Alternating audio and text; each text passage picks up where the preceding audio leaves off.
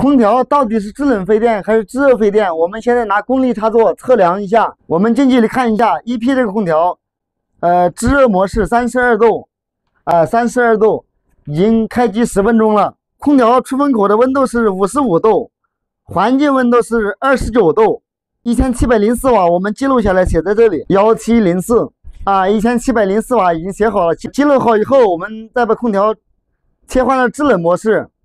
再看有多少瓦啊？记录在这里，看一下到底是哪个耗电量大，哪个的费电。这台空调的制热模式已经测试完毕，耗电量是1704瓦。那么我们现在空调开到制冷模式啊，同样也是1P空调，还是这台空调啊。我们开制冷模式，近距离开机啊，制冷16度。风机的话，风口已经打开，压缩机启动了。我们等10分钟以后，记录它的数据。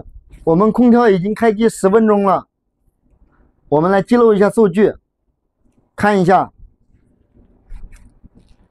出风口的温度是11.9度，环境温度是24.5度，功率是660瓦，662瓦，660瓦。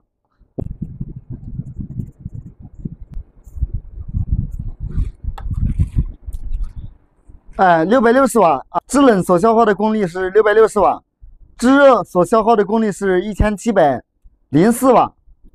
大家可想而知，是制冷费电还是制热费电？制热的耗电量是制冷的2倍，将近3倍了。制冷和制热，它唯一的不同就是制冷的话，它里面这个发热管的话没有工作；制热的话，它这里面这个发热管的话是工作的。像这台空调的话，这个发热管的开关的话由不得你选，就是说它达不到温度的时候，它的发热管是一直工作的，你关也关不了，它也不够智能。很多朋友说开空调的时候制热费电啊，这是没毛病的，是对的啊。